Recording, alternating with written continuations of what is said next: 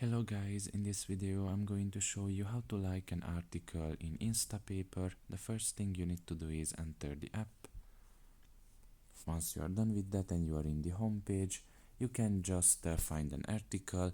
In this case I'm just going to press on the default article, and if you like the article and you want to like it, you can just see the hash symbol in the top of its right corner. You can just press on it and the article will be liked and will put on the favorite section.